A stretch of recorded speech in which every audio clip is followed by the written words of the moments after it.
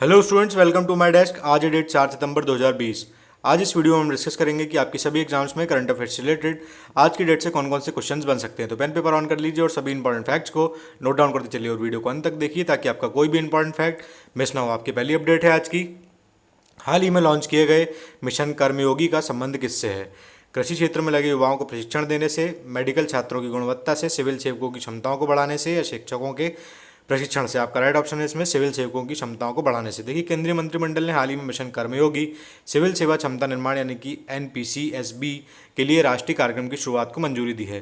NPCSCB को civil सेवकों के लिए क्षमता निर्माण की नींव रखने के लिए डिज़ाइन किया गया है ताकि वे भारतीय संस्कृति और संवेदनाओं में बने रहें और अपनी जड़ों से जुड़े रहें और साथ ही वे दुनिया भर के सर्वश्रेष्ठ संस्थानों और प्रथाओं से सीखते रहें। कार्यक्रम को एक एकीकृत सरकार ऑनलाइन प्रशिक्षण IGOT कर्मयोगी प्लेटफॉर्म स्थापित करके किया जाएगा। लगभग 46 लाख केंद्रीय कर्मचारियों को कवर करने के लिए 2021 से 24-25 तक 5 वर्षों की अवधि में 510 करोड़ रुपए की राशि खर्च की जाएगी। खर्च आंशिक रूप से 50 मिलियन अमेरिकी डॉलर की बहुपक्षीय सहायता द्वारा वित्त पोषित है। इतना आपको इस प्रश्न में से याद रखना है। नेक्स्ट अपडेट है आज की आपकी। दुनिया की सर्वाधिक सौर क्षमता वाली कंपनी कौन सी बनी है? Clean max, M+ solar, fourth partner energy या अडानी ग्रीन? आपका राइट ऑप्शन है इसमें अडानी ग्रीन। देखिए, भारतीय अक्षय ऊर्जा कंपनी अडानी ग्रीन को क्षमता के मामले में दुनिया की शीर्षतम सौर ऊर्जा कंपनी के रूप में स्थान दिया गया है। 2.3 गीगावाट क्षमता के साथ में अडानी ग्रुप सोलर पावर में टॉप डेवलपर बन चुका है। वैश्विक सौर कंपनियों की नवीनतम रैंकिंग में अडानी ग्रुप को नंबर 1 वैश्विक सौर उत्पादन संपत्ति के मालिक का दर्जा दिया गया है। मैरकॉम कैपिटल द्वारा वैश्विक सौर कंपनियों की नवीनतम रैंकिंग में अडानी ग्रुप को शीर्ष वैश्विक सौर ऊर्जा उत्पादन कंपनी का दर्जा दिया गया है। मैरकॉम की स्टडी के अनुसार अडानी ग्रीन का सौर ऊर्जा पोर्टफोलियो अब 12.32 गीगावाट तक पहुंच चुका है, जो साल में 2019 में अमेरिका में इंस्टॉल की गई कुल क्षमता से अधिक है। कंपनी ने वर्ष 2015 में अपनी पहली सौर परियोजना की स्थापना की थी और साल 2017 में ही कंपनी ने 2 सौर परियोजनाओं को पूरा कर दिया था। इतना आपको इस प्रश्न में से याद रखना है। नेक्स्ट अपडेट है आज की आपकी। भारत सरकार ने हाल ही में भूविज्ञान एवं खनिज संसाधनों के क्षेत्र में किस देश के साथ में समझौता ज्ञापन पर हस्ताक्षर किए हैं? स्वीडन, फिनलैंड, नॉर्वे या डेनमार्क? आपका राइट ऑप्शन है इसमें फिनलैंड। देखिए, सरकार ने भूविज्ञान एवं खनिज संसाधनों के क्षेत्र में सहयोग के लिए भारत और फिनलैंड के बीच में एक समझौता ज्ञापन को मंजूरी दी है। MOU जो है वैज्ञानिक लिंक को मजबूत करने के इरादे से भूविज्ञान प्रशिक्षण, खनिज पूर्वानुमान और उपयुक्तता विश्लेषण के मामले में के क्षेत्र में सहयोग की सुविधा प्रदान करेगा। यह भारत सरकार के खान मंत्रालय के भारतीय भूवैज्ञानिक सर्वेक्षण तथा फिनलैंड सरकार के रोजगार और आर्थिक मंत्रालय के भूवैज्ञानिक सर्वेक्षण के बीच हस्ताक्षरित किया गया था। GSI राष्ट्रीय भूवैज्ञानिक सूचना और खनिज संसाधन मूल्यांकन के निर्माण और अद्यतन के लिए भारत सरकार का एक प्रमुख भूवैज्ञानिक संगठन है। बात कर लेते हैं फिनलैंड की। राजधानी है हेलेंसिकी, प्रधानमंत्री है सनाद मरीन और मुद्रा है यूरो। इतना आपको इस क्वेश्चन में से याद रखना है। नेक्स्ट अपडेट है आज की आपकी। जम्मू कश्मीर के लिए पेश किए जाने वाले आधिकारिक भाषा बिल 2020 में जम्मू कश्मीर के लिए कितनी आधिकारिक भाषाओं की मंजूरी दी गई है? 2, 3, 4 या 5? आपका राइट ऑप्शन है इसमें 5। देखिए, प्रधानमंत्री की अध्यक्षता वाली कैबिनेट ने हाल ही में जम्मू और कश्मीर की आधिकारिक भाषा बिल 2020 को संसद में पेश करने के लिए मंजूरी दी है, जिसमें कि 5 आधिकारिक भाषाएं शामिल होंगी। उर्दू, कश्मीरी, डोगरी, हिंदी और अंग्रेजी हैं।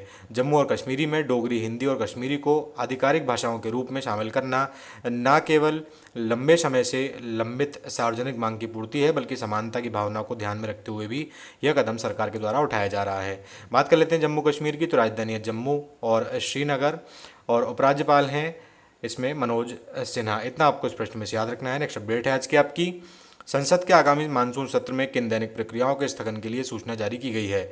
शून्यकाल, प्रश्नकाल, प्राइवेट मेंबर बिल या उपरोक्त सभी? आपका राइट ऑप्शन है इसमें उपरोक्त सभी। देखिए, कोविड-19 महामारी के दौर में संसद के मानसून सत्र की बैठकों की तैयारियां लगभग पूरी हो चुकी हैं और संसद के दोनों सदनों लगभग लोकसभा और राज्यसभा की ओर बुधवार को इसके लिए विस्तृत अधिसूचना जारी की गई है। आगामी सत्र जो है इसकी कार्रवाई में प्रश्नकाल, प्राइवेट मेंबर बिल और शून्यकाल शामिल नहीं होंगे। संसद के दोनों सदनों की कार्रवाई सुबह और शाम की पारी में बारी बारी से चलेगी। प्रश्नकाल व शून्यकाल के स्थगित करने के फैसले पर विपक्षी दलों ने तीखी प्रक्रिया इसमें जताई है। इतना आपको इस प्रश्न में से याद रखना है। नेक्स्ट अपडेट है आज की आपकी। ग्लोबल इनोवेशन इंडेक्स 2020 में भारत किस स्थान पर रहा है? 48वें, 56वें, 71वें या 85वें? आपका राइट ऑप्शन इसमें 48वें। देखिए, ग्लोबल इनोवेशन इंडेक्स में भारत पहली बार शीर्ष 50 देशों में शामिल हुआ है। भारत ने 4 पायदान की छलांग लगाई है। 2019 में 52वें स्थान पर था और 2015 में 81वें, 2016 में 66वें और 2017 में 60वें 2018 में 57वें स्थान पर भारत रहा था और इस बार भारत 48वें नंबर पर पहुंचा है। संयुक्त राष्ट्र की एजेंसी विश्व बौद्धिक संपदा संगठन की यह सूची 131 देशों और अर्थव्यवस्थाओं के नवोन्मेष प्रदर्शन पर आधारित है। इस सूची में स्विट्जरलैंड ने अपनी शीर्ष रैंकिंग बरकरार रखी है। स्वीडन दूसरे, अमेरिका तीसरे, ब्रिटेन चौथे, नीदरलैंड्स पाँचवें, डेनमार्क छठवें, फिनलैंड सातवें स्थान पर रहे हैं। इतना आपको इस प्रश्न में से याद रखना है। नेक्स्ट अपडेट है आज की आपकी, फॉरेंसिक अकाउंटिंग और जांच मानकों को भारत द्वारा लागू करने के बाद भारत ऐसा करने वाला विश्व का कौन सा देश बन जाएगा? पहला, तीसरा, चौथा या पांचवा? आपका राइट ऑप्शन है इसमें पहला।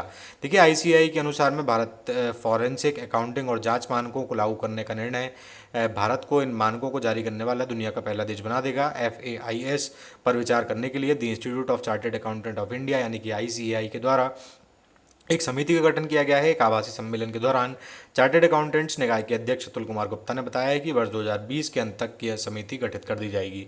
आईसीएआई के द्वारा जारी किए गए एक बयान के अनुसार FAIS के प्रस्तावित उद्देश्य उन क्षेत्रों में कार्य संचालित करने के लिए बुनियादी गुणवत्ता बेंचमार्क सेट करते हुए फॉरेंसिक और जांच के दोनों क्षेत्रों में सर्वोत्तम प्रथाओं को संहिताबद्ध करना होगा।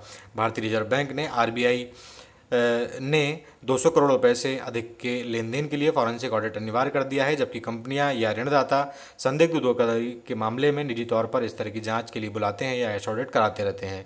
इतना आपको इस प्रश्न में से याद रखना है। नेक्स्ट अपडेट है आज की आपकी, सुप्रीम कोर्ट ने टेलीकॉम कंपनियों को अपना बकाया AGR यानी कि एडजस्टेड ग्रॉस रेवेन्यू चुकाने के लिए कितने साल का समय दिया है? 6 साल, 8 साल, 10 साल या 12 साल? आपका राइट ऑप्शन है इसमें 10 साल का।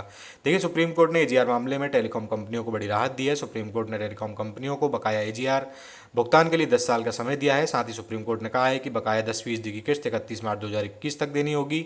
और सुप्रीम कोर्ट के इस फैसले से सबसे बड़ी राहत वोडाफोन आइडिया लिमिटेड को मिली है। AGR के बकाया भुगतान के चलते कंपनी के अस्तित्व पर संकट मंडरा रहा था। गौरतलब है कि टेलीकॉम कंपनियों को बकाया AGR के रूप में केंद्र को लगभग 1.5 लाख करोड़ रुपए चुकाने हैं। जस्टिस अरुण मिश्रा की अध्यक्षता वाली बेंच ने याचिकाकर्ताओं को किस्तों में यह राशि जमा करने की अनुमति दी है और अपना बकाया चुकाने के लिए साल 2031 का समय कंपनियों को दिया है। इतना आपको इस प्रश्न में से याद रखना है। चलते हैं नेक्स्ट प्रश्न की तरफ।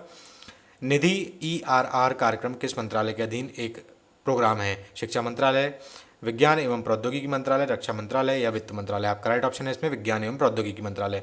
देखिए विज्ञान एवं प्रौद्योगिकी मंत्रालय के अधीन एक विभाग है, विज्ञान और प्रौद्योगिकी विभाग DST। इसके सचिव के द्वारा national initiative for developing and harnessing innovations कार्यक्रम के तहत एंटरप्रेन्योर्स इन रेजिडेंस विशेषता वाला एक ब्रोशर लॉन्च किया गया है। वेंचर सेंटर द्वारा लाए गए विवरणी का यह विवरण देते हैं कि EIR क्या काम कर रहे हैं और उन पर प्रकाश डाला जाता है। इसका मतलब सभी EIR का निर्देशक का होने का भी है। सभी योगदान परियोजना निष्पादन भागीदारों को विवरणिका में चित्रित किया गया है। Entrepreneurs in residence EIR programme जो है national initiative for development and harnessing innovation यानी कि NIDHI of science and technology विभाग के अधीन है, जैसे कि अपन बात कर चुके हैं। ठीक है, निधि EIR जो कार्यक्रम है अपने उद्यमशीलता के कैरियर के लक्ष्यों और आकांक्षाओं को बढ़ावा देने के लिए अपने उद्यमों पर अपने नेटवर्क का विस्तार करने और अपने उद्यमों पर महत्वपूर्ण प्रतिक्रिया प्राप्त करने के लिए अभिनव उद्यमियों को जबरदस्त अवसर प्रदान करना है। इतना आपको इस प्रश्न में से याद रखना है। नेक्स्ट अपडेट है आज की आपकी, हाल ही में ऑस्ट्रेलिया ने भारत के साथ व्यापारिक रिश्ते को मजबूत करने के लिए किसको व्यापार दूत नियुक्त किया है? Michael Clarke, Glenn McGrath, Brett Lee या मैथ्यू हेडन? आपका राइट ऑप्शन है इसमें मैथ्यू हेडन को। देखिए ऑस्ट्रेलिया ने भारत के साथ व्यापारिक संबंध को मजबूत करने के लिए, व्यापारिक रिश्तों को मजबूत करने के लिए मैथ्यू हेडन और भारतीय मूल की राजनीतिज्ञ लीसा सिंह को अपना व्यापार दूत नियुक्त किया है। विदेश मंत्री मैरिस पायने के मुताबिक board of Australia India council में 3 नई नियुक्तियां की गई हैं। अध्यक्ष के तौर पर अशोक जैकब की पुनर्नियुक्ति की गई है, जबकि लेबर पार्टी की पूर्व सीनेटर लीसा सिंह को इसका उपाध्यक्ष बनाया गया है। बात कर लेते हैं ऑस्ट्रेलिया की, तो राजधानी है कैनबरा, PM है स्कॉट मॉरिसन, मुद्रा है ऑस्ट्रेलियाई डॉलर। ठीक है, इतना आपको इस प्रश्न में से याद रखना है। चलते हैं उस प्रश्न की ओर जो आपको कल के लिए दिया गया था। किस देश ने भारत के पूर्व राष्ट्रपति प्रणब मुखर्जी के देहांत पर एक दिन का राष्ट्रीय शोक घोषित किया था? एक श्रीलंका है पहले नंबर पे ऑप्शन आपका, भूटान है, बांग्लादेश है, नेपाल है। आपका राइट ऑप्शन था इसमें बांग्लादेश। ठीक है, बांग्लादेश की सरकार ने भारत के पूर्व राष्ट्रपति प्रणब मुखर्जी की स्मृति में उनके निधन पर राष्ट्रीय शोक की घोषणा की थी और बांग्लादेश ने 1971 के बांग्लादेश मुक्ति संग्राम में अपने बहुमूल्य योगदान के लिए 2013 में पूर्व राष्ट्रपति प्रणब मुखर्जी को बांग्लादेश मृत्युंजय सोमम नोना सम्मान भी प्रदान किया था। आज के लिए आपका प्रश्न है, US India strategic partnership forum की कौन सी बैठक हाल ही में आयोजित की जा रही है? दूसरी, तीसरी, चौथी या पांचवी?